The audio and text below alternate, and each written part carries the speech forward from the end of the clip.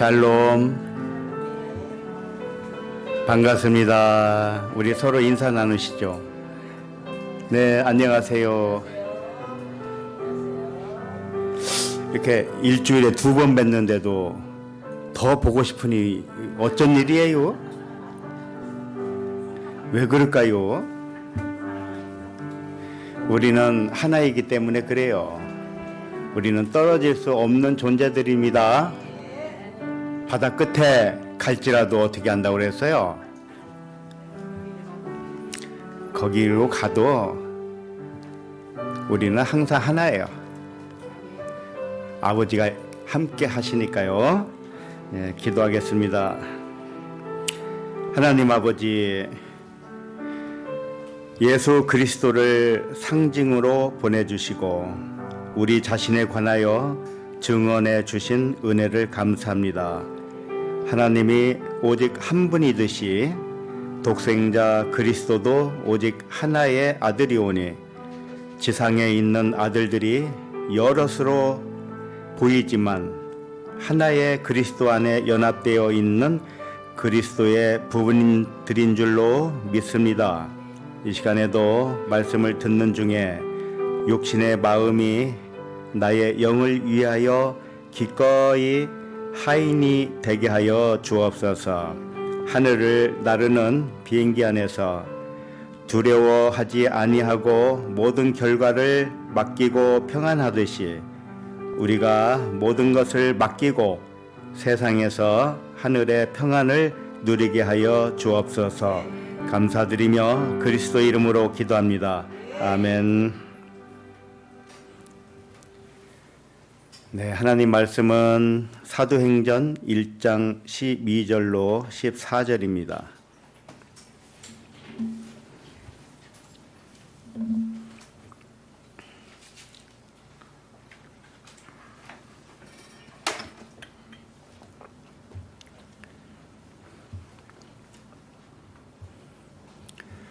사도행전 어떠세요? 옛날에 알던 사도행전인가요? 아니에요? 예. 자, 그러면 12절부터 14절까지 함께 읽겠습니다. 시작. 제자들이 감람문이라 하는 산으로부터 예루살렘에 돌아오니 이 산은 예루살렘에서 가까워 안식일에 가기 알맞은 길이라. 들어가 그들이 유하는 다락방으로 올라가니 베드로, 요한, 야고보, 안드레와 빌립, 도마와 바돌로메, 마테와 및 알페오의 아들 야고보, 샬롯인 시몬, 야고보의 아들 유다가 다 거기 있어 여자들과 예수의 어머니 마리아와 예수의 아우들과 더불어 마음을 같이하여 오로지 기도에 힘쓰더라. 아멘. 사도행전 네 번째 말씀 제목은 기도에 힘쓰라입니다. 오늘 제목만 봐도 좀 부담이 되지 않아요? 기도에 힘쓰지 않은 분들은 좀 회개하시기 바랍니다. 오늘 말씀의 핵심은 기도입니다. 기도의 본질은 무엇이고 기도는 무엇을 위해서 하는가, 또 기도는 어떻게 하는 것인가 등등 기도에 대하여 또 한번 확인하게 되는 말씀이 되겠습니다. 물론 전에도 기도에 대해서 간간히 말씀을 드렸지만 기도를 해야 맞습니까? 하지 말아야 됩니까? 뭐 이런 논란이 있었잖아요. 특히 이제 그 원어 성경이라든지 진리를 전한다 하는 그런 곳에서 기도는 할 필요 없다라든지 그런 기도는 하지 말아라든지 굉장히 헷갈리게 만든 그런 일들이 있었습니다. 그래서 여기 오셔서 제가 하는 말을 잘 안 듣는 분들도 계셔요. 왜? 이미 들은 것이 진리인 줄 알았거든요. 그러니까 다 버리시고 오늘 말씀에 집중하시기 바랍니다. 네. 그래서 아직도 기도에 관하여 방황하는 분들이 있다면 오늘 말씀에서 많은 도움을 받으시기 바랍니다. 오늘 제목대로라면 기도는 힘쓰는 것이어야 하지요. 기도에 힘쓰라고 했으니까요. 근데 하나님의 말씀은 문자대로 하면은 속기가 쉽습니다. 거의 다 속는 거예요. 그래서 저도 이렇게 기도에 힘쓰라라고 문자로 써놓은 이유가 뭘까요? 속으라고 했지.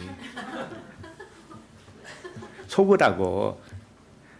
그러니까 하나님은 속이고 나서 하나님이 고소하다 이렇게 하실까요?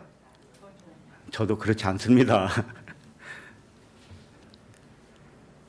예, 계시가 필요하기 때문에 그래요. 그래서 계시가 없으면 이해를 할 수가 없는 겁니다. 그래서 모든 것은 다 비유라는 것이에요. 제목을 제가 기도에 힘쓰라 이렇게 하지 않고 만약에 풀어서 썼다고 한들 그것도 역시 문자입니다.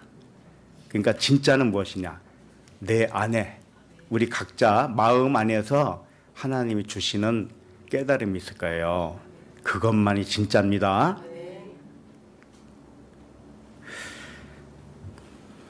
기도에 힘쓰라는 것은 힘줘서 기도하라는 뜻이 아닙니다. 기도하는 모양과 태도를 말하는 것이 아닙니다. 기도의 방향성을 확실하게 하라는 뜻이에요. 방향. 기도에 힘쓰라는 뜻은 기도하는 시간을 많이 늘리라는 뜻도 아니고 산에 기도하면서 나무 뿌리를 뽑을 정도로 힘써서 기도하라는 뜻도 아닙니다. 그 옛날에 그랬잖아요. 기도원에 가고 뭐 이렇게 산에 가서 산기도 하고 할 때 소나무 뿌리 하나씩 뽑았다고 그러는데 믿어지지가 않더라고요. 아무리 힘줘서 뽑으려고 해도 안 뽑아지더라고요. 그런 말은 왜 나왔는지 몰라요. 자기 과시죠. 그래서 기도대로 된 게 있었어? 물어보면은 없었어요. 방향이 영 다른 데로 흐르죠. 사업 잘 되게 해달라고 기도 억세게 했는데 사업이 쫄딱 망했다든지 내 얘기입니다. 내 얘기. 기도는 무엇을 위해서 하는가라는 분명한 방향성을 가져야 된다는 뜻입니다. 그러면 오늘 말씀을 살펴보면서 무엇을 위하여 확고부동한 기도인가 그 해답을 찾게 되시길 바랍니다. 12절을 다시 한번 읽겠습니다. 시작. 제자들이 감람원이라 하는 산으로부터 예루살렘에 돌아오니 이 산은 예루살렘에서 가까워 안식일에 가기 알맞은 길이라. 오늘 말씀은 7날의 언약 중에서 첫째 날과 둘째 날로 살펴보게 됩니다. 첫째 날은 12절에 해당되고 둘째 날은 13절과 14절입니다. 다음 주는 셋째 날부터 다시 보는 겁니다. 첫째 날은 하나님이 자신에게서 빛의 아들이 나오게 한 날입니다. 맞죠? 그리고 빛과 어둠으로 나눴습니다. 이게 첫째 날입니다. 그리고 보시기에 좋았다 그랬습니다. 그리고 빛을 낮이라 하고 어둠을 밤이라 했습니다. 다시 말해서 빛의 아들들이 육신을 입었기 때문에 자신을 빛으로 깨닫지 못하고 어둠이 된 상태를 의미하는 것이에요. 원래 우리는 다 빛입니다. 등불을 어디에다가 두면 안 된다고 그래요? 등경 밑에 두면 안 되죠. 말 밑에 두면 안 되죠. 말 위에 놓아야 되죠. 말이 뭡니까? 곡식을 한 대, 두 대 재는 대박이잖아요. 그게 율법이란 뜻이고 사람의 머리라는 뜻이에요. 사람의 머리. 사람의 머리는 영 쓸모가 없습니다. 동의하십니까? 지금까지 사람의 머리로 살았잖아요. 왜 쓸모가 없다고 그래요?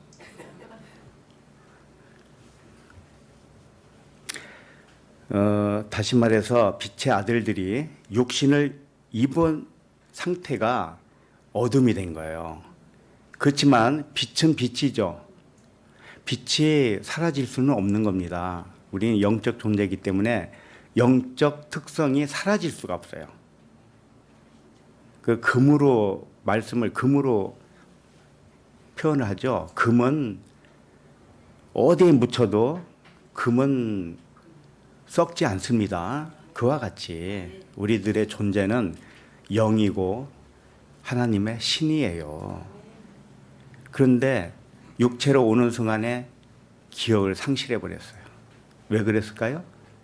무엇이 그걸 덮었기 때문에 그럴까요?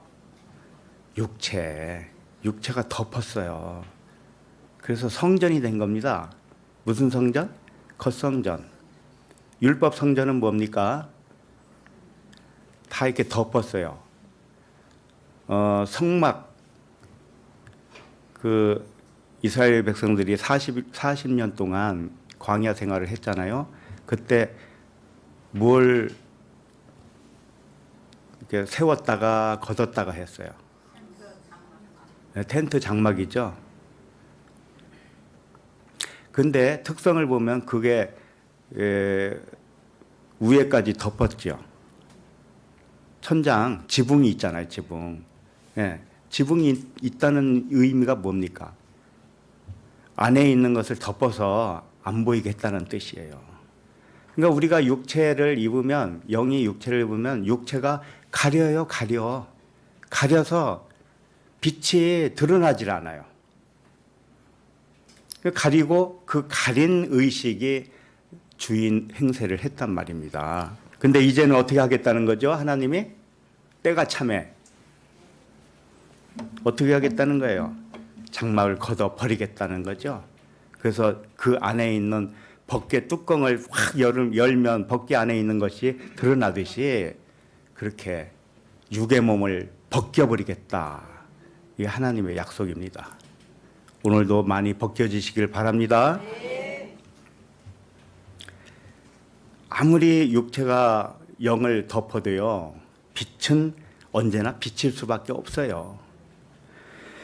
구름이 태양 빛을 끌 수 있나요?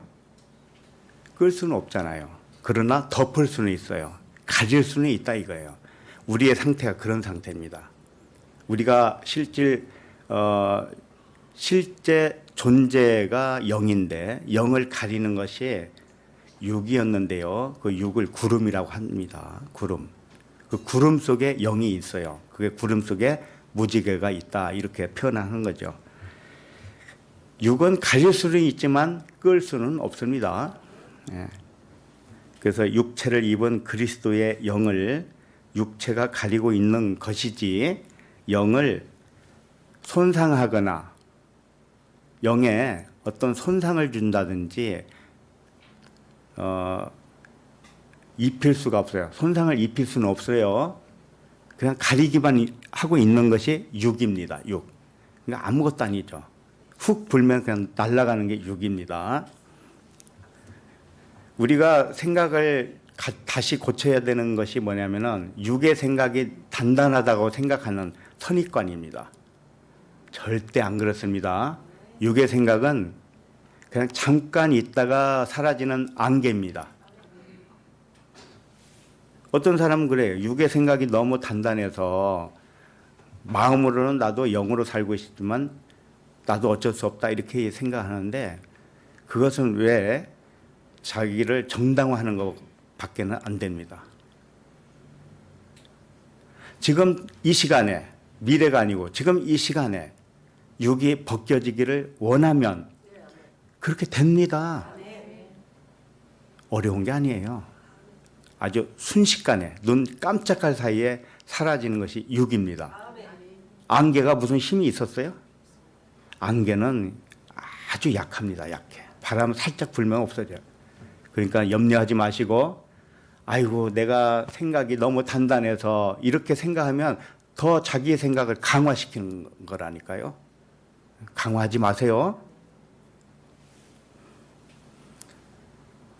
물 한 모금 먹고.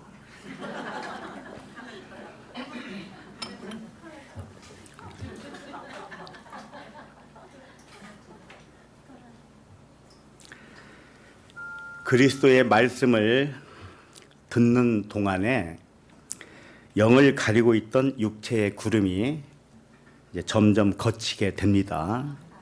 그래서 그리스도의 의식이 나타나기 하는 것입니다. 우리도요, 그리스도의 의식으로 살아야 돼요. 그럼 그리스도의 의식이 뭔지 잘 모른다면 질문을 하세요. 누구한테? 자기한테. 진짜 선생은 어디에 있는지 아세요? 자기 내면에 있어요. 왜? 자기가 다 그리스도니까. 아셨죠? 네.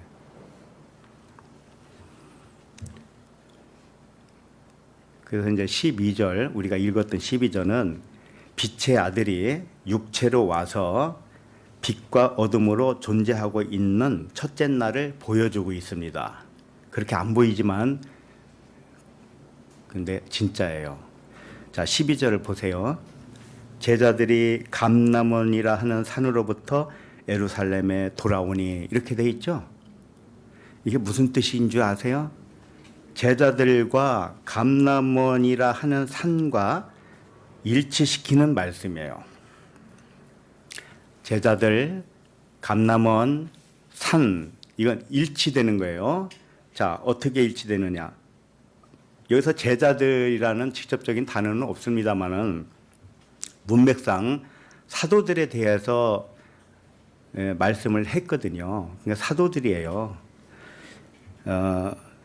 그리고 사도는 빛이죠. 빛이죠. 빛이고, 감나무는 뭡니까? 올리브 나무, 올리브 오일 나무. 이것은 기름 부을 때 쓰는 기름입니다. 왕, 선지자, 제사장에게 기름을 부을 때 사용하는 것인데, 우리가 왕 같은 뭡니까? 제사장이죠. 그러니까 우리는 기름 부음을 받은 자죠. 그것이 그리스도라는 뜻이에요. 그래서 감람은 그리스도를 의미하죠. 그리고 산은 뭡니까? 말씀을 의미하는 거예요. 산은. 알았죠? 신의 산, 호렙산, 호르산, 산이 있잖아요. 이 산은 말씀산이에요. 그러니까 지금 이 세 가지, 사도, 그 다음에 감람산, 감람원, 그 다음에 산, 이게 무엇을 의미하느냐? 태초에 우리가 조금도 어그러지지 않은 상태에 의미하는 거예요. 아셨죠?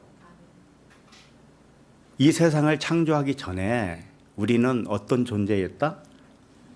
조금도 티나 주름 잡힌 것이 없는 상태였다. 그 상태를 말하는 거예요. 근데 그 상태에서 어디로 내려와요? 사도들이 감람원이라 하는 산으로부터 어디로 와요? 에루살렘에 돌아오니 그랬죠. 하나님의 빛의 아들이 태초에 육체로 온 것과 같은 의미로 말씀을 하고 있는 겁니다. 이게 첫째 날이에요. 빛이 있으라 하고 빛과 어둠을 나눈 상태. 그러면 여기서 감람원은 빛이요. 또 감람원에 있던 사도들도 빛이요. 그 산도 말씀산이 있죠? 말씀산. 하나님의 진리의 산. 그러니까 하나님 나라예요, 이게. 하나님 나라에서 예루살렘에 내려왔다는 것입니다. 응? 우리가 영이었는데 이 세상에 내려왔다 이겁니다. 하늘에서 이 땅에 내려왔다. 이런 뜻을 가지고 있습니다. 예루살렘의 의미가 뭡니까? 예루살렘은 평안이 아닙니다. 예루살렘 자체는 평안이 아니고 평안을 가리키는 표지판입니다. 그런 뜻을 가지고 있어요. 예루살렘 자체가. 그러니까 예루살렘은 이 세상을 대표하는 하나의 사인이죠. 그러니까 예루살렘에 왔다. 그러면 그것은 세상에 왔다. 이런 뜻으로 알게 되시면 좋겠습니다. 그리고 예수님이 나귀를 타고 어디로 가요? 예루살렘. 예루살렘에 왜 가셨겠어요? 세상의 왕으로 죽어주시는 거죠. 예루살렘을 하늘의 예루살렘으로 만들기 위해서 죽어주신 거지요. 그런 말씀을 한 겁니다. 그리고 예루살렘에 돌아왔다 이렇게 표현을 했지만 돌아온 게 아닙니다. 이게 히포스트레포라는 단어예요. 돌아왔다고 했는데 히포는 아래라는 뜻입니다. 아래로. 스트레포는 반대로 돌리다 이런 뜻입니다. 그러니까 아래는 하늘의 뭐입니까? 반대죠. 이 보이는 만물 세계는 하나님 나라의 반대에 있는 아랫나라란 말이에요. 아랫마을. 하나님 나라는 저 위에 있다면 그렇다고 해서 저 위에 있다고 하늘 쳐다본다고 해서 보이는 게 아닙니다. 하나님 나라는 위 아래 그런 거 없어요. 그러나 구분하기 위해서 표현하는 것들이니까 그렇게 아시면 됩니다. 스트레포는 반대로 돌리다예요. 그러니까 감난산에서 예루살렘에 돌아왔다고 했지만 사실은 감난산에서 예루살렘에 반대로 돌이켜서 아래로 내려온 거예요. 아래. 그게 우리들의 정체성입니다. 우리는 빛이고 영이고 그리스도고 하나님의 신이에요. 그런데 신이 아닌 것 같은 이 세상에 내려온 겁니다. 반대로. 이해가 되시죠? 그럼 어떻게 살아야 되겠습니까? 그냥 사람으로 살아야 되겠습니까? 신으로 살아야 되겠습니까? 신으로 살아야 되겠죠. 말은 잘해요.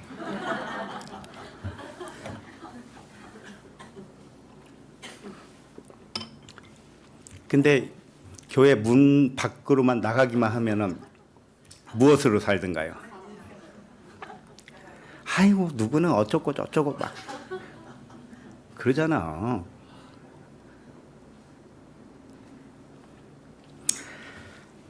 이 말씀도 우리가 어떤 존재이고 어디서 왔는지 알려주고 있는 말씀입니다. 자, 그 다음에 이 산은 지금 계속 보고 있어요. 이 산은 예루살렘에서 가까워 안식일에 가기 알맞은 길이다. 이렇게 돼 있죠. 이게 무슨 뜻일까요? 단순히 감람산에서 예루살렘까지의 거리가 가깝기 때문에 안식일 날 내려가기가 아주 유리하다 이런 뜻으로 보이잖아요. 그렇죠? 근데 감람산에서 예루살렘까지 거리가 가깝든 멀든 그게 무슨 상관이에요? 왜 하나님이 쓸데없이 이런 말을 여기다 기록을 해놨을까요? 아니 굉장히 멀면 거리가 멀면 좀 일찍 출발하면 될 거 아닙니까? 그렇죠. 하루 길이면 하루 먼저 출발하면 될 거 아닙니까? 근데 가깝다고 그러잖아요. 감람산에서 예루살렘까지 가깝대요. 이게 무슨 상관이냐 이거죠.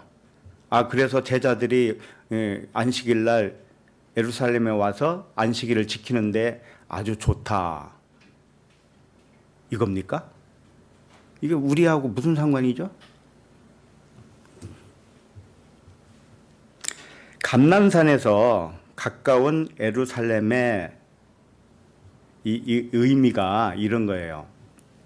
일단은 문자적으로 보면 뭐라고 써 있냐면은 감람산에서 가까운 예루살렘에 가는 길을 안식일이 소유하고 있다 이렇게 기록을 하고 있습니다. 번역은 안 돼 있지만 에코라는 번역 단어가 있어요. 에코. 그건 소유했다는 뜻이에요. 가지고 있다. 무엇이 가지고 있는가? 안식일이 가지고 있는데 무엇을 가지고 있는가? 길을 가지고 있다 이거예요.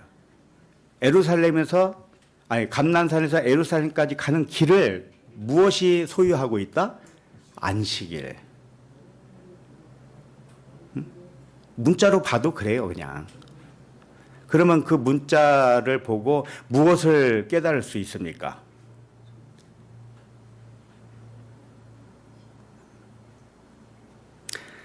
감난산에서 예루살렘까지 온 길을 그냥 길이 아니고 안식일의 길이에요. 안식일의 길.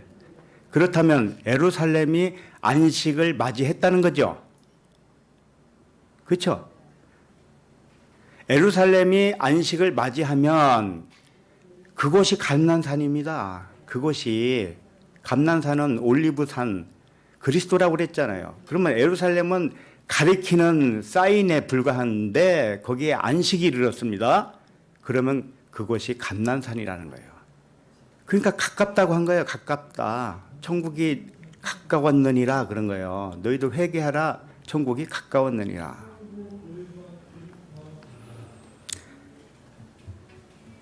안식에 이르면 안식이 길을 소유하고 있으니까 안식에 이르면 감난산과 예루살렘의 간격이 가까워진다 그런 뜻입니다. 우리도 마찬가지예요. 우리 마음의 평안을 누리잖아요. 그러면 천국과 내 육신의 생각이 아주 가까운 겁니다. 하나예요. 하나가 됐다는 뜻이에요. 우리 자신이 영적 안식에 이르면 이 세상과 내 안에 있는 천국이 가까워진다는 뜻입니다. 그러니까 이 세상도 천국으로 변하는 거죠. 하늘과 첫째 하늘과 첫째 땅이 사라졌다고 그러죠. 어디에 그런 말이 있죠? 계시록에 있죠. 그러면 실제로 눈에 안 보이도록 이게 사라졌다는 얘기일까요? 그게 아니고 하늘과 땅이 같아졌다는 뜻이에요. 같아졌어요. 그러면 하늘이 볼 때 땅으로 볼 수도 있죠. 또 땅을 볼 때 하늘로 볼 수가 있죠. 그러니까 처음 하늘과 처음 땅은 완전히 개념이 사라졌죠. 그와 같이 우리가 천국과 이 세상을 분리해서 생각하는 게 아니라니까요. 그러면 이 세상이 나에게는 내가 이 세상을 천국으로 보면 천국으로 볼 수 있다는 것은 내 안에 내가 안식에 이르렀다는 의미예요. 내가 안식에 이르면 내가 보는 이 세상, 내가 살고 있는 이 세상도 천국으로 변한 겁니다. 그러니까 처음 세상은 없어진 거죠. 네, 그런 의미지. 이 세상이 뭐 없어지고 심판받아서 불에 태워지고 그런 말씀이 전혀 아닙니다. 세대주의자들은 그걸 문자대로 받았기 때문에 고집을 내려놓지를 못합니다.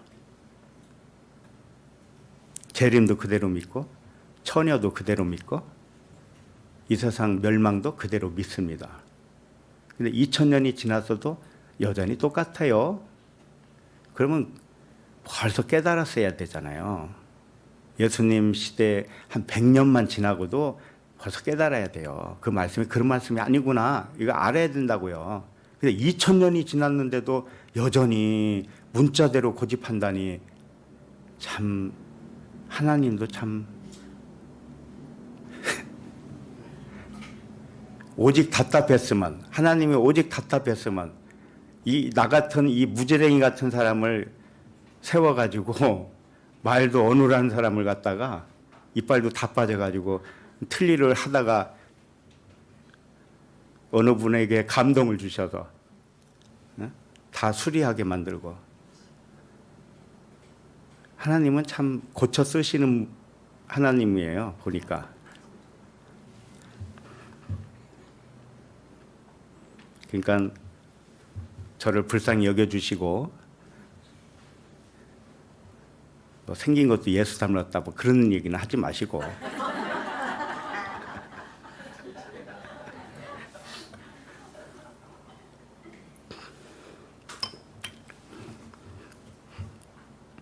안식일에 예루살렘에 가는 의미는 예루살렘이 안식을 맞이했다는 뜻이에요.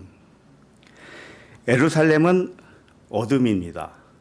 근데 어둠이 안식일을 맞이했으니 예루살렘이 빛이 됐다는 뜻이에요. 이 세상이 빛이 됐다는 뜻입니다. 천국이 됐다는 뜻이에요. 안식일의 진정한 의미는 무엇이냐면 이 문자대로 안식일은 일하지 않고 쉬는 날이죠.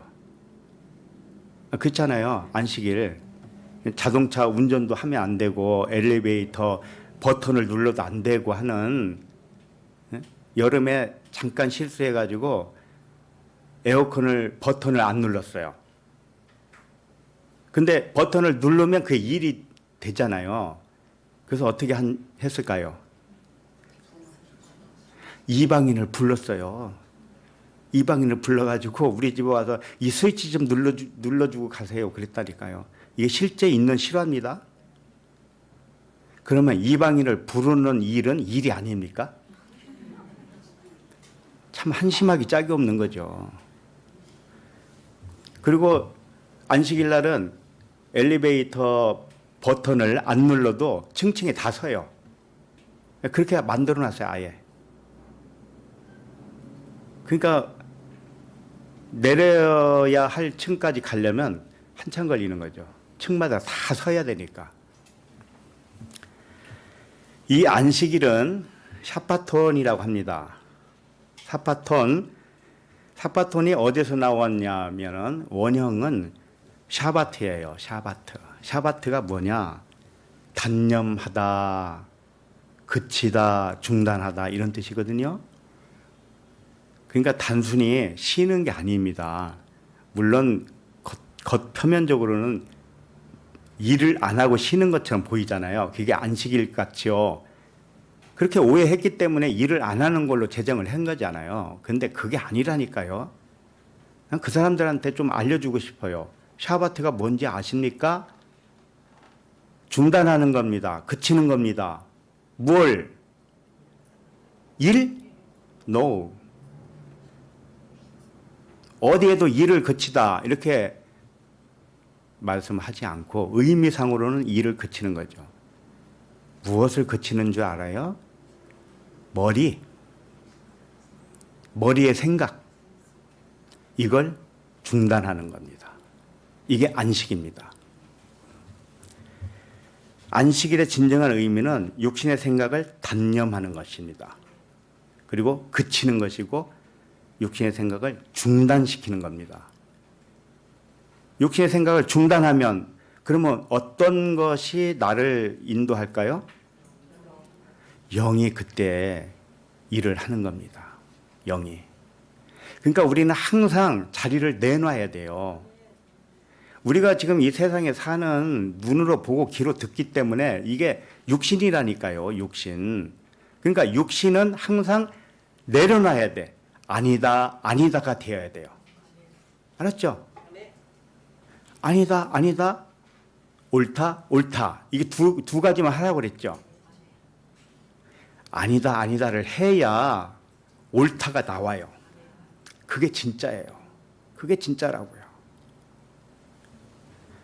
육신의 생각은 진리가 아니고 비진리에 관심이 많은 마음입니다.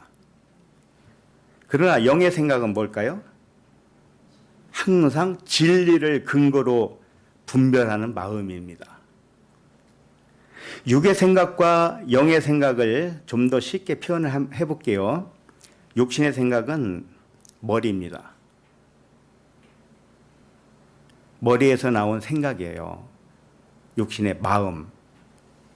근데 영의 생각은 뭔지 아세요? 가슴입니다. 가슴에서 나온 마음이에요. 사람의 마음은 심히 거짓되고 부패한 마음이라고 분명히 말씀하셨잖아요. 그게 육의 생각이에요. 육의 마음입니다. 그래서 사람의 마음은 머리에서 나오는 마음입니다. 그래서 마음으로 살면, 육의 마음으로 살면 육으로 사는 것입니다. 그래서 영의 마음과 육신의 마음을 잘 구분을 못하지 않아요. 그걸 구분하기 위해서 이렇게 힌트를 드리는 겁니다. 영의 마음은 가슴이라는 거 아셔야 됩니다. 가슴. 사랑은 어디서 나올까요? 가슴. 사랑이 아닌 것은 어디서 나올까요? 머리.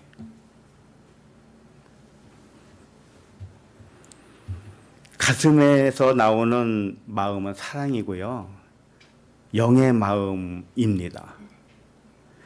이 아가페 사랑을 어떻게 표현해요? 하트로 표현하죠. 이게 영의 마음이에요. 가슴에서 나온 마음입니다. 하트가. 그래서 하트를 육의 마음, 뭐 이성적인 사랑, 뭐 부모의 사랑, 자식의 사랑 이런 것으로 생각하면 안 됩니다. 세상에서는 물론 그렇게 사용을 하고 있지만 이 하트는 영적 사랑의 아이콘이에요. 그걸 아셔야 됩니다. 그래서 머리로 생각하지 말고 가슴으로 생각을 해보시기 바랍니다. 그러면 틀림없이 사랑을 하게 돼 있어요. 뭐든지 포용하게 돼 있습니다. 그러므로 머리에서 나오는 생각을 중단하고 가슴에서 나오는 마음으로 사랑해 보는 것, 그렇게 될 때 그걸 안식이라고 하는 거예요.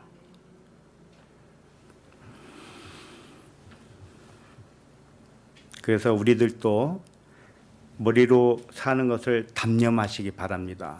그리고 가슴으로 살아보시기 바랍니다. 머리는 온갖 것들이 다 들어있어요. 머리는 우리가 살아온 경험이 있죠? 경험도 머리에 차곡차곡 쌓아 놓았습니다. 그래서 너희 마음이 있는 곳에 보물이 있다고 그랬죠? 거꾸로 얘기했나요? 보물이 있는 곳에 마음이 있는 거죠.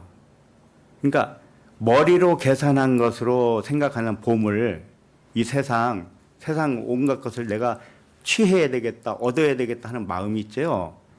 그게 보물이잖아요, 그 사람에게는. 그러면 머리로 계산한 보물이잖아요, 그게. 그러면 그 마음도 거기에 있는 거예요. 육의 마음이죠. 그런데 그 보물을 참 생명, 하늘의 것으로 여긴다면 그 마음은 어떤 마음이냐? 가슴에서 나온 마음이에요. 하트. 진정한 아가페 사랑에서 나온 마음이라 이런 뜻입니다. 무엇으로 살고 싶습니까?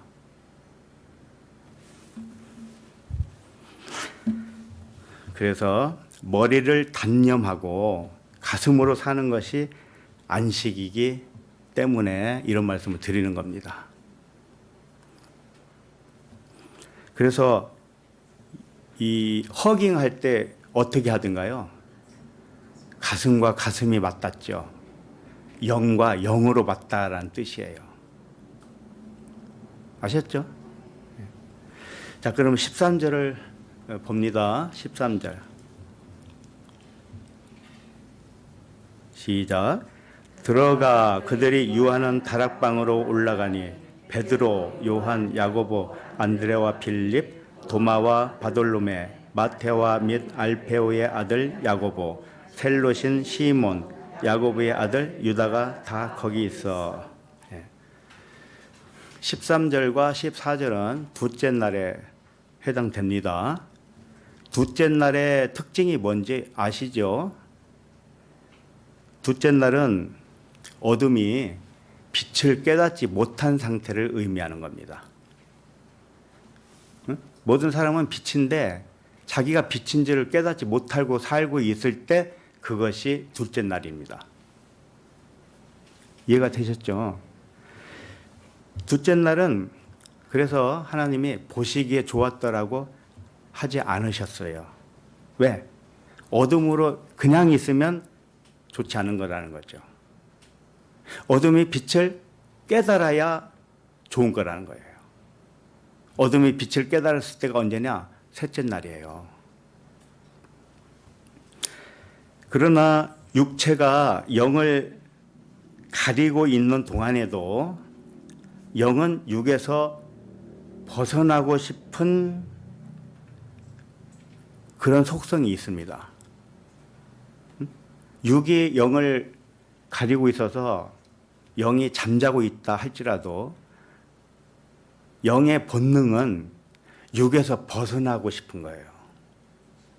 진리 안에서 자유하고 싶은 거예요. 그래서 기도하는 겁니다. 둘째 날은 기도는 해요. 왜? 그것은 사모함이 있기 때문에 그렇습니다.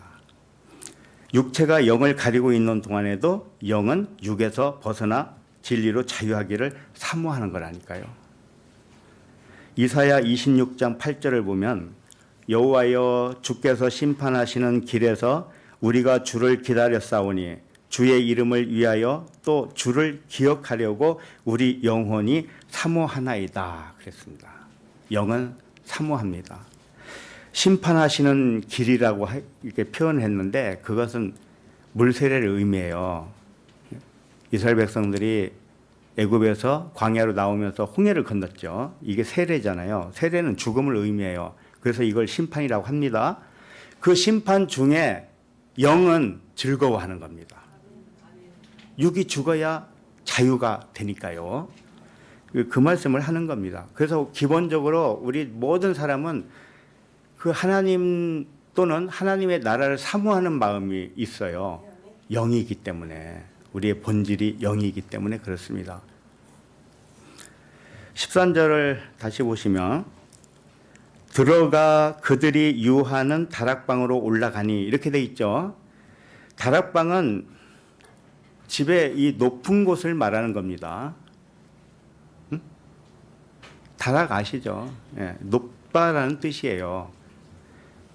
그러니까 첫째 날에서 둘째 날로 이동한 의미를 여기서 부여하고 있는 거예요.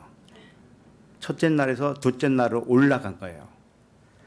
그러나 영이 살아나지는 못했습니다. 둘째 날은. 이때는 결핍이 있는 상태예요. 사람들이 그러죠. 나는 이것이 부족하고 저것이 없고 저것이 있으면 좋겠고 그래서 기도하고 그러잖아요. 그게 무엇을 증명하고 있습니까? 결핍. 자기에게 결핍이 있다라고 생각하는 거잖아요. 그 고백이잖아요, 그게. 그걸 옳게 여길까요, 하나님이? 하나님이 뭐라고 할까요? 야, 내가 다 줬는데 너는 왜 없다고 그러냐? 그런다고요. 그러니까 없다고 고백을 하니까 없게 해주셔요, 하나님이. 있다고 고백하면요. 있게 해주실 수밖에 없어요. 그래서 둘째 날은 사모함은 있어요, 여전히. 하나님께 사모해요. 그래서 기도를 한다니까요. 하는데 역시 영이 살아나지 못한 상태이고 이때는 결핍이 있기 때문에 기도하는 겁니다. 결핍이 있다고 생각하는 거예요. 그래서 이것은 육신으로만 살고 있는 상태예요. 그래서 이 13절을 잘 보시면 12사도가 아니고 몇 명이 남으니까 11명이 나와요. 그러니까 한 명이 부족하죠. 예, 그걸 말하는 거예요, 지금. 둘째 날은 결핍을 의미하는 날이라니까요. 사람은 완전하게 창조했는데 완전치 않다라고 생각하는 의식이 둘째 날 의식입니다. 둘째 날 의식에서 벗어나셨죠?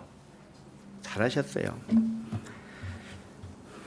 12사도가 되어야 아들로 깨어난 것이 되는데 아직은 11사도라서 하나가 부족하죠. 11명의 사도의 명단만 여기 나와 있죠. 한 명이 누가 있죠? 한 명이 빠졌죠. 유다. 근데 유다의 자리에 누가 채워집니까? 마띠아. 마띠아라는 뜻이 뭡니까? 마띠아를 뽑을 때 어떻게 했어요? 다수결로 했습니까? 제비뽑기를 했습니까? 제비뽑기. 제비뽑기가 뭔지 아세요? 아들남이에요. 내가 아들이 되었다는 거예요. 근데 제비뽑기는 내 의지로 됩니까? 전혀 내 의지와는 상관없죠. 그것을 의미하는 거예요. 하나님만이 하실 수 있다라는 거죠. 그래서 11명의 사도의 명단만 나오는데 이게 둘째 날이라고요. 나중에 마띠아가 뽑혔는데, 제비뽑기에 뽑혔는데, 마띠아라는 뜻은 여호와의 선물이라는 뜻이에요. 여호와의 선물이 뭐가 있겠습니까?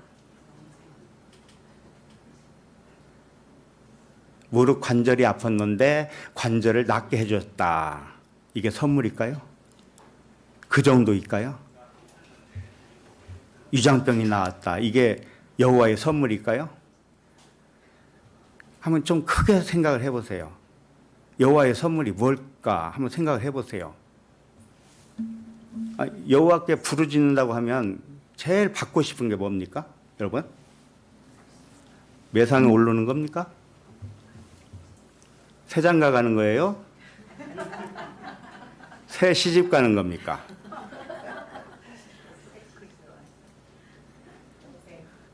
여호와가 주는 가장 위대한 선물은 여호와의 이름입니다. 여호와 자신이에요.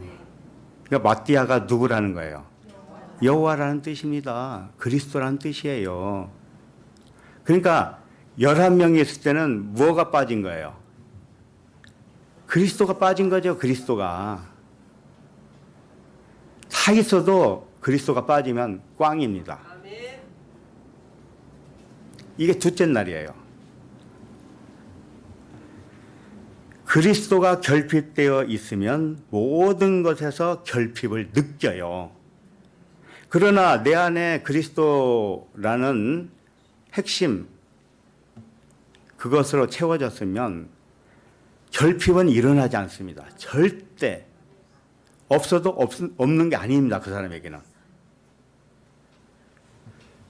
있어도 있는 것도 아니에요. 왜 그럴까요? 물질은 환상이기 때문에 그렇습니다. 물질 세계는 환상이라는 걸 아셔야 됩니다. 그러니까 없어도 없는 게 아니고 있어도 있는 게 아니라니까요.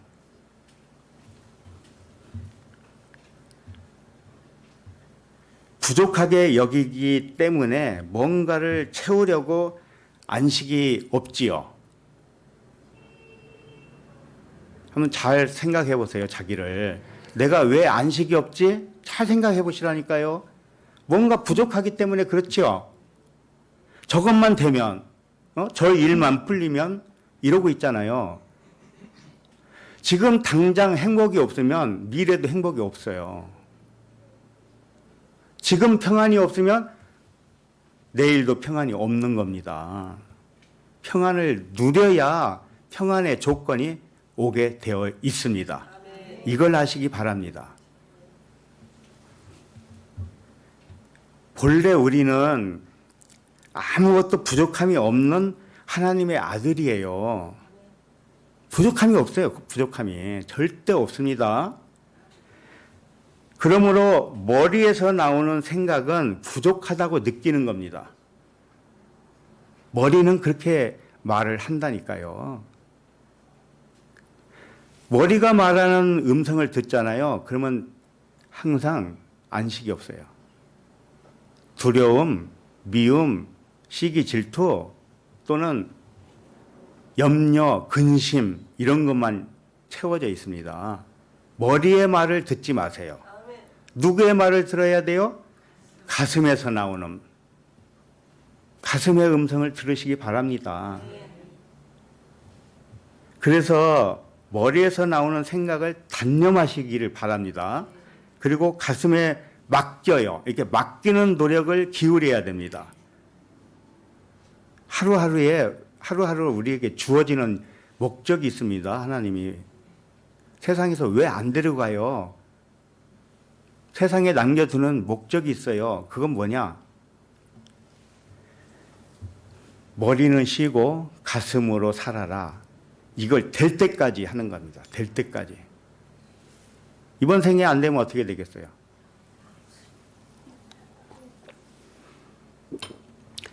근데 그걸 악용하지 마시기 바랍니다.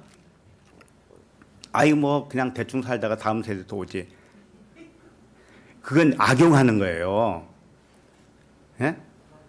이번 생애가 마지막이라고 생각을 하셔야 돼요. 마지막. 어떻게든지 이번 생애에 내가 안식에 들어가고 싶다. 예? 그러지 않으면 성경 말씀이 이익이 될 수가 없어요. 그래서 머리는 쉬고 가슴이 일하게 해보시기 바랍니다. 자, 14절을 갑니다. 14절. 시작. 여자들과 예수의 어머니 마리아와 예수의 아우들과 더불어 마음을 같이하여 오로지 기도에 힘쓰더라. 이제 이 14절까지 이제 둘째 날입니다. 등장하는 인물들이 있죠. 여기에 보면은 모두 육신의 이름입니다. 그러니까 혈통이라는 뜻이에요. 쉽게 말하면 혈통이 아직 끊어지지 않았다는 거예요. 둘째 날에는 혈통이 끊어지지 않았다는 것을 깨닫는 때예요. 그걸 죽음이라고 합니다.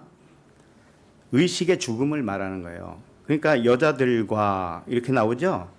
그 다음에 이 여자는 신랑 그리스도와 혼인잔치를 기다리는 여자예요. 여자들과 그랬으니까 신랑 되시는 그리스도, 자기 안에 있는 그리스도를 신랑으로 만나지를 못한 상태. 그러니까 여자죠. 그 다음에 또 누구입니까? 예수의 어머니. 예수님은 그랬습니까? 그랬잖아요. 누가 내 모친이며 형제며 자매냐? 제자들을 가리키면서 그랬어요. 그럼 제자들이 형제요 자매요 모친이라는 뜻이죠. 혈통이 끊어져야 진짜 형제 자매 모친이 된다는 거예요.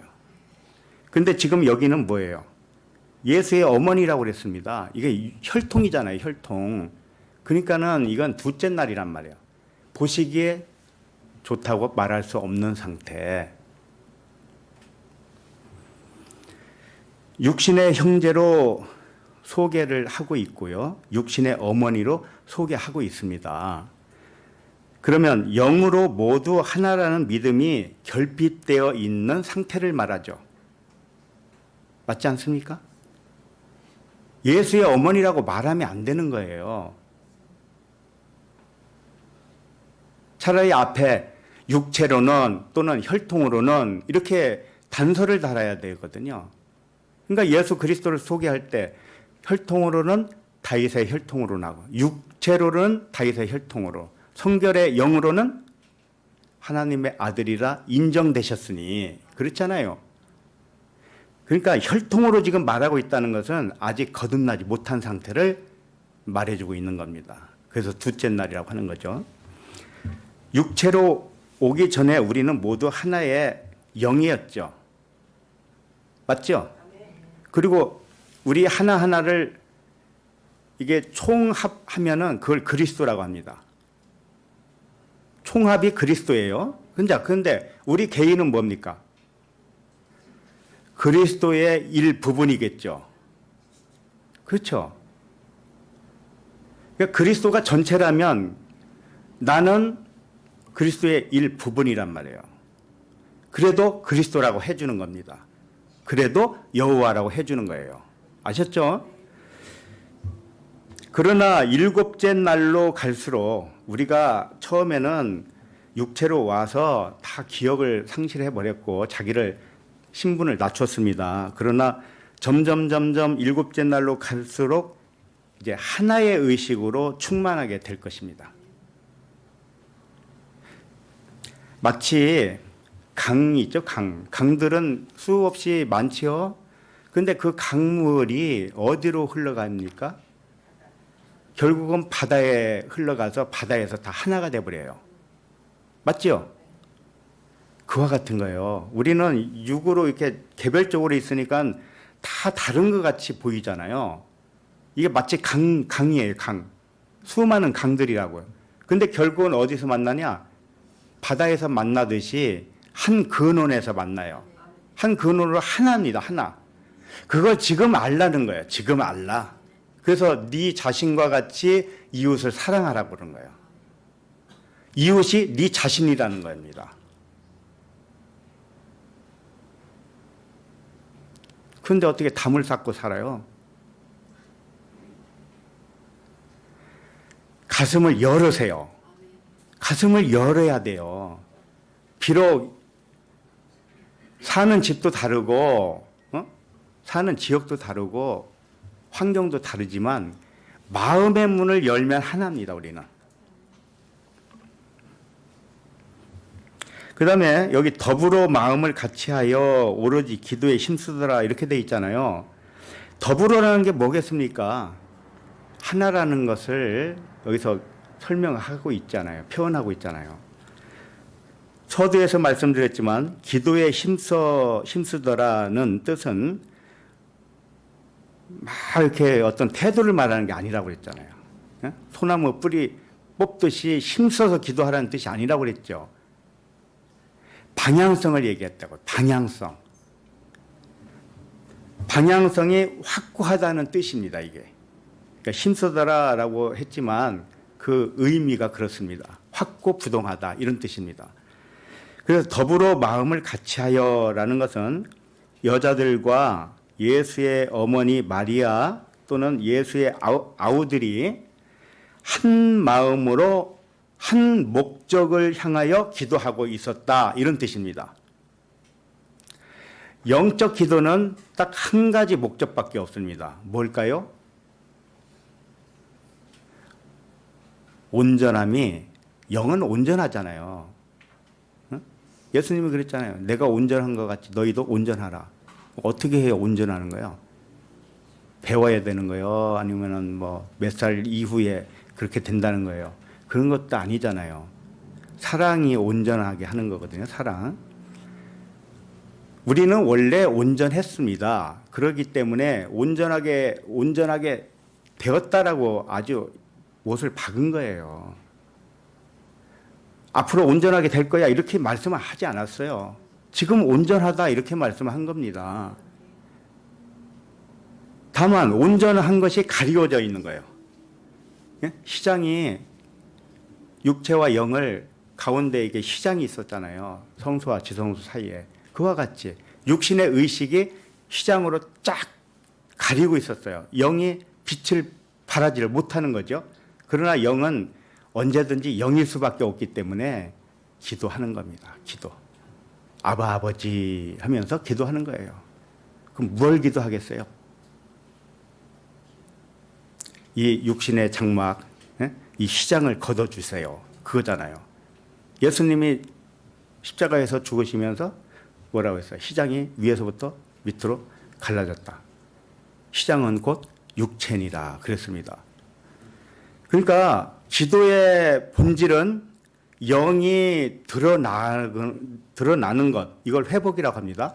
회복되는 것을 위해서 기도하는 것입니다. 그거 말고 우리 일상생활에서 하는 기도들이 있죠. 그걸 하지 말라는 뜻이 아닙니다. 또 오해하면 안 돼요. 아프면 기도하세요. 하는데 그 기도가 어디로 모아지고 있냐면은 영이 깨어나게 하는 도구로 사용되어지고 있었다는 겁니다. 그걸 이해를 하셔야 돼요. 그래서 이 육신에 속한 사람들이 기도하는 내용은 어둠이 빛을 깨달아 아는 것을 위하여 기도한 겁니다. 이 감난산이라는 하늘에서 세상의 하나님의 아들들이 구하는 것은 바로 그 하나밖에 없어요. 머리로 사는 것을 멈추게 해달라고, 그리고 가슴으로 살게 해달라고, 그 기도밖에 없는 것입니다.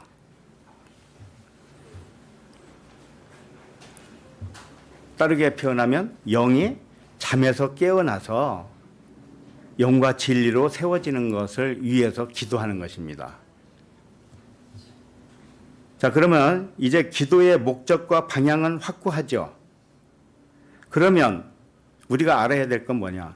기도는 어떻게 하는 것인가? 이 부분을 좀 살펴보려고 합니다.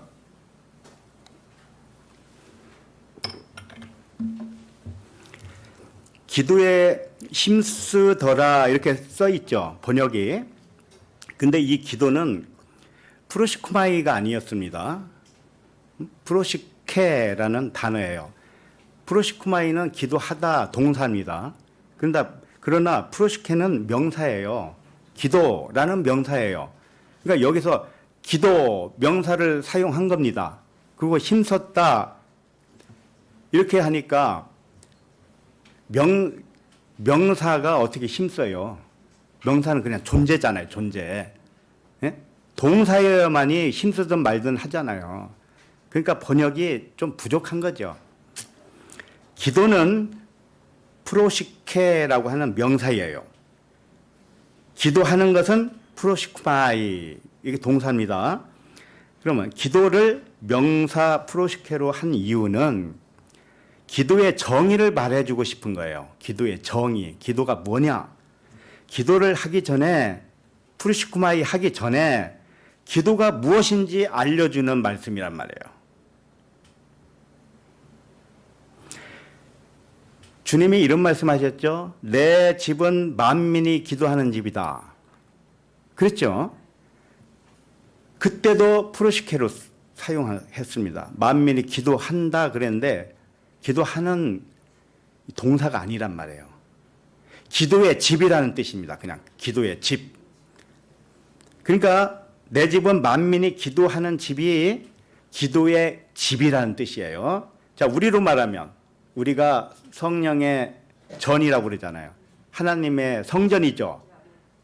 그러면 이 성전이 기도라는 뜻입니다. 성전 자체가 기도라는 뜻이에요. 기도를 하든지 안 하든지 상관없이 너는 그냥 기도의 집이야. 이렇게 말씀을 하는 겁니다. 그러니까 급한 일이 생기면 주여 하든가요, 안 하든가요? 네. 아이고, 이제 기도해야지. 그거하고는 관계없습니다. 관계없이 그냥 나오게 되어 있어요, 기도는. 왜? 내가 기도의 집이기 때문에. 우리가 하나님의 성전이기 때문에 하나님 안에 모든 것이 있다는 것을 잊지 마시기 바랍니다. 기도의 집이라는 것은 성전을 의미하고 성전은 하나님의 전이죠. 그러면 하나님 안에 모든 것이 있잖아요. 그런데 기도할 때 없는 것을 있게 해달라고 하면 어떻게 될까요? 응? 우리가 기도의 집이면 하나님의 성전이잖아요. 하나님의 성전은 우주 만물이 다 그 안에 들어있습니다. 그럼 내 안에도 우주 만물이 들어있지요. 그런데 내가 결핍을 주장해 보세요. 그게 이치에 맞습니까? 내가 이번 달 전기세를 내려고 하니 하나님 2만 원이 부족합니다. 2만 원을 좀 채워주세요. 이렇게 기도했다고 합시다. 잘한 기도입니까? 그럼 어떻게 기도해야 되죠? 2만 원이 부족한 건 사실이잖아요. 당장 눈에 보이는 건 없으니까. 어떻게 기도할 것이냐고요.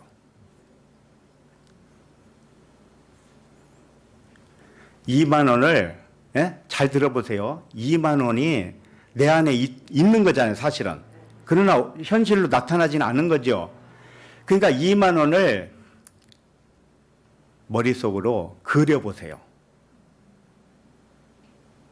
그려보시고 그걸 전기세를 무사히 내고 2천 원이 남는 꿈을 꿔보세요.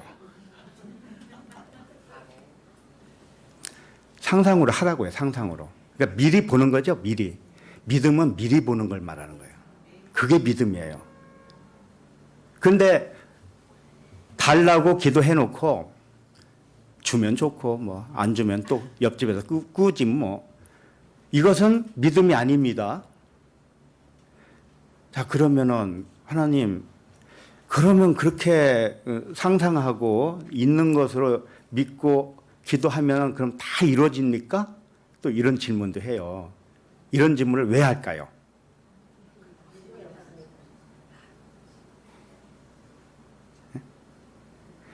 제사 밥에만 관심이 있는 거예요, 그건. 알았죠?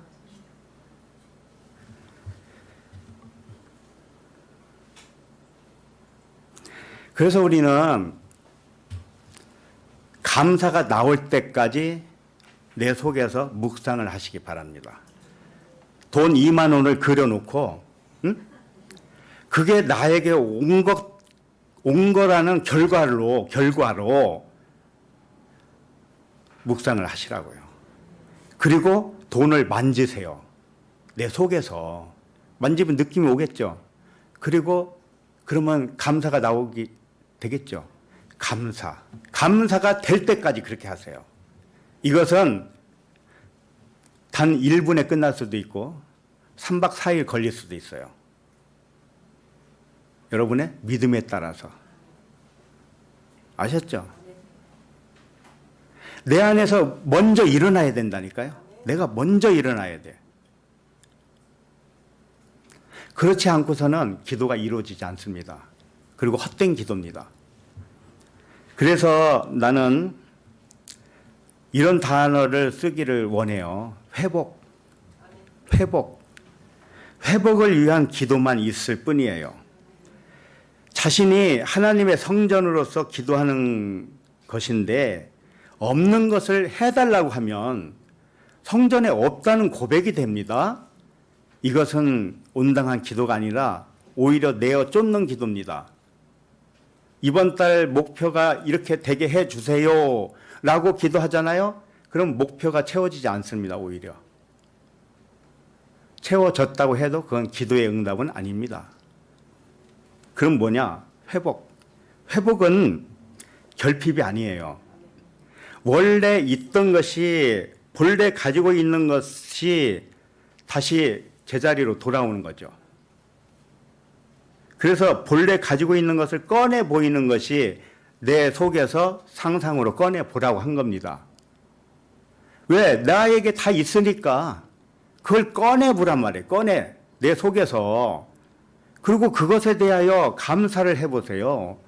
느낌을 받아보세요. 정말 이제 이루어졌다는 느낌을 받아보라니까요. 그러면 그대로 이루어집니다. 이루어지지 않으면 저에게 오세요. 같이 기도하게.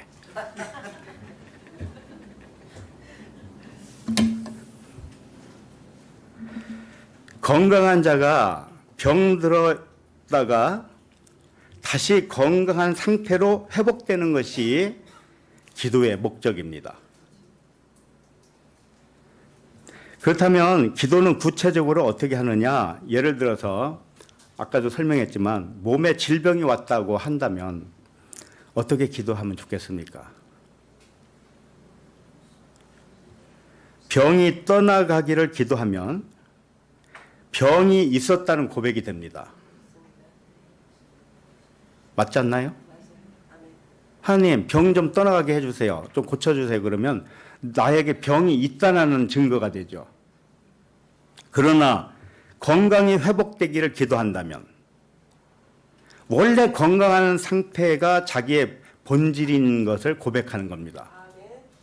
예, 병이 떠나가게 기도하지 마시고 건강 상태를 회복시켜 주세요. 이게 기도가 되는 것입니다. 원래 자리를 회복시키는 거예요. 전부 다. 우리는 부족한 게 없었기 때문에. 그러므로 질병이 떠나가기를 구하기보다는 본래의 건강한 몸으로 돌아가기를 구해야 되는 것이에요. 이것이 기도의 내용이 됩니다. 그리고 건강한 모습을 어떻게 해야 될까요? 내 속에서 건강한 모습을 상상하라니까요. 건강해서 뛰기도 하고 걷기도 하는 모습을 상상을 하라니까요. 이게 단순히 허상을 만들으라는 뜻이 아닙니다. 그거 오해하면 안 돼요. 내 속에서 그것을 계속 묵상하면 감사가 나올 때가 있어요. 확신이 들 때가 있단 말이에요. 정말 몸이 고쳐졌다는 확신이 들 때가 있다니까요. 그때까지 하라는 거예요. 그 확신이 안 들면 하지 마세요, 이제는. 그건 고쳐주지 않겠다는 사인이에요. 네? 그러나 혹시 모르니 계속 하겠다 하는 사람은 계속 하세요. 근데 감사가 될 때까지 하시라고요. 믿음이 없으면 떠내려가는 시냇물에 둥둥 떠내려가서 없어지는 것과 같아요. 그러니 믿음이 가장 중요한 겁니다. 그러나 믿음이 그냥 오는 게 아닙니다. 우리는 동물로 말하면 대 씹는 거 있죠? 그걸 뭐라고 그래요? 잘 아시네요. 그런 식으로 계속적으로 반출을 해야 되는 거예요. 그래야 믿음이 생기는 겁니다. 믿음이 딱 오잖아요. 그럼 끝난 게임이에요. 이미 우리에게 다 있었기 때문에 다만 없는 것처럼 살았던 거죠. 그렇다고 해서 이 세상의 어떤 물질 세계, 나의 육신에 관계된 것만 위해서 기도하라는 뜻이 아니죠. 그것은 하나의 증거품입니다. 증거품. 예를 들어서 병 낫기를 구했습니다. 건강이 회복되기를 위해서 간구를 했습니다. 그래서 감사가 넘쳐서 결국 건강이 회복됐다고 합시다. 근데 그것은 겉에 거잖아요. 표면이잖아요. 그건 껍데기라니까요. 그걸 하시기 바랍니다. 그럼 진짜는 뭐냐? 영이 회복되는 거예요. 겉의 것이 회복되는 것은 영이 회복돼야 된다는 것에 대한 증언이에요. 그러니까 모형과 그림자란 말이에요. 이걸 아시기 바랍니다. 우리가 목적이 바뀌면 안 좋아요. 그래서 우리는 본래 예수님이 말씀하셨듯이 천국이 너희 안에 있다고 그랬잖아요. 이미 우리는 천국인데 회복이 안 됐다면 이 회복되는 것이야말로 가장 중요하고 가장 큰 목적이 되는 것입니다. 그렇다고 해서 모든 것을 회복해 달라고 말로 기도하면 되겠습니까?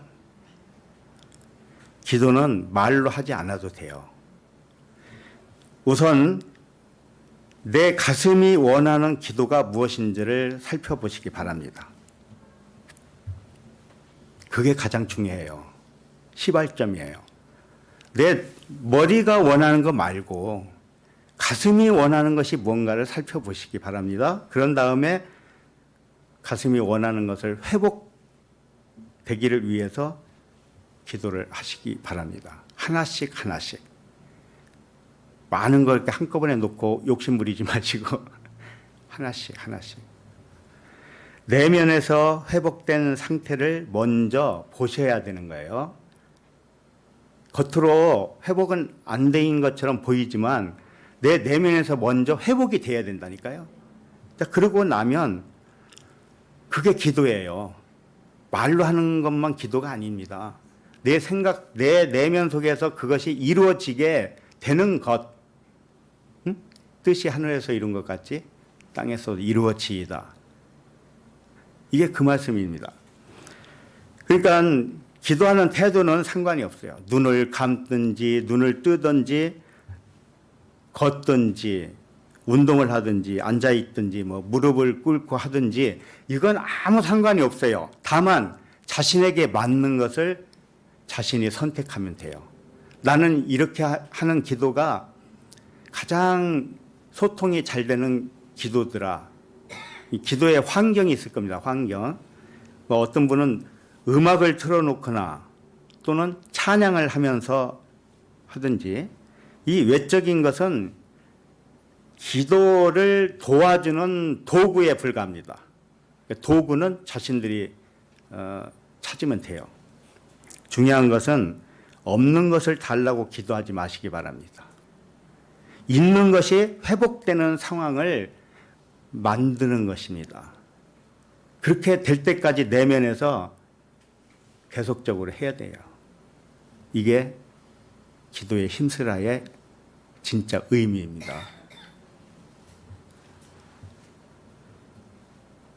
필요한 것이 언제 회복되든지 또는 어떤 방식으로 회복되든지에는 관심을 가지면 안 됩니다. 이것도 중요한 말씀이에요.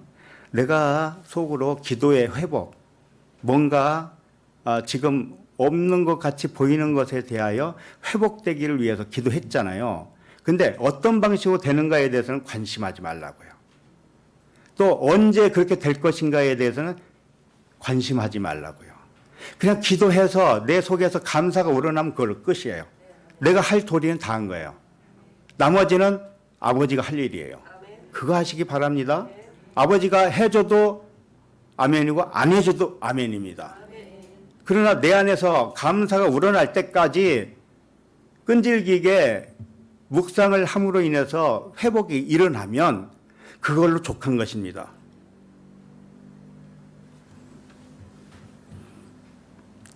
필요한 것을 내면 세계에서 회복되는 상상을 하고 기쁨과 감사가 나올 때까지 내면에서 먼저 경험을 하시기 바랍니다. 예를 들면 또 예를 드는 거예요. 밭에 씨앗을 뿌린 농부가 두 사람이 있을 거예요. 어떤 사람은 이 씨앗이 잘 자라서 아주 풍성한 열매가 수확을 얻을 것이다 라는 상상을 하는 사람이 있어요. 근데 어떤 농부는 뿌려놓고 어떻게 될지 염려하는 사람들이 있어요. 염려, 근심, 걱정. 이게 자랄까? 싹이나 날까? 싹 났는데 또 바람이 와서 다 엎어지게 만들지 않을까? 아니면 우박이 오지 않을까? 태풍이 불고 뭐 홍수가 나지 않을까? 이런 걱정을 하잖아요. 꼭 그런 일이 있어요. 그런 사람에게는. 시골에 이렇게 벼가 많이 자라서 이제 추수할 때쯤 된 그런 논들이 많이 있을 거 아니에요. 가을에. 지나가면서 보면 어떤 논은 바람이 불어서 다 이렇게 넘어졌어요. 근데 어떤 논은 멀쩡해요. 멀쩡해. 왜 그럴까요? 똑같이 바람을 불었는데. 그래서 씨앗을 뿌리고 풍성한 수확을 상상을 해보세요. 그러면 풍성한 수확을 거두는 결과를 날마다 미리 보는 겁니다. 내 속에서 보는 거예요. 그럼 그대로 되어요. 이게 하나님의 원리이기 때문에 변화는 없습니다. 이게 변경할 수 없는 하나님의 원리예요. 그리고 결과에 대한 감사와 기쁨을 미리 누리시기 바랍니다. 가불을 하는 거예요. 쉽게 말해서 가불. 그 기쁨과 감사를 가불하는 거예요. 풍성한 수확을 가불하는 겁니다. 내 안에 이미 일어나게 만들으세요.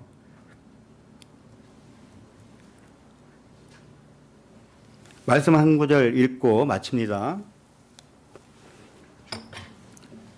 요한복음 15장 7절인데요. 너희가 내 안에 거하고 내 말이 너희 안에 거하면 무엇이든지 원하는 대로 구하라. 그리하면 이루리라. 이런 말씀입니다. 이게 하나님의 말씀이죠. 너희가 내 안에 거하고 내 말이 너희 안에 거하면 이것은 네가 나고 내가 너다 이런 뜻입니다. 그걸 믿으면 우주 만물을 운행하시는 하나님이 나 자신과 하나라는 것을 믿으면 내가 미리 회복을 위해서 기도한다면 그대로 될 수밖에 없다는 거예요. 이 말씀이 그 말씀이에요.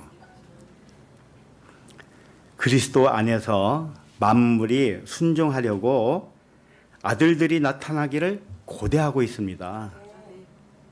우리에게 뛰어 달려오려고 아주 기다리고 있다니까요. 무엇이? 만물이. 우리는 만물 위에 있는 자들이 아닙니까? 그러니 만물은 항상 언제든지 순종하려고 대기 중입니다. 대기 중이에요. 그러므로 결핍을 주장하지 마시고 회복을 주장하시기 바랍니다. 예, 기도하겠습니다. 하나님 아버지, 만물이 말씀으로 지은 바 되었고 지은 것이 하나도 말씀 없이는 된 것이 없는 것처럼 우리들도 말씀이 육신이 되어 왔으니 다시 말씀으로 회복시켜 주시니 감사합니다. 우리의 참된 존재는 육이 아니요 영과 진리이니 육은 영을 위하여 섬기는 자가 되게 하시니 감사합니다. 아버지와 아들이 하나인 것처럼 아버지의 모든 것이 아들의 모든 것이 오니 부족함을 주장하지 않게 하시고 이미 주어진 온전함으로 돌아가는 회복을 주장하여 주옵소서. 머리로 살지 않게 하시고 가슴으로 살게 하여 주옵소서. 감사드리며 그리스도 이름으로 기도합니다. 아멘.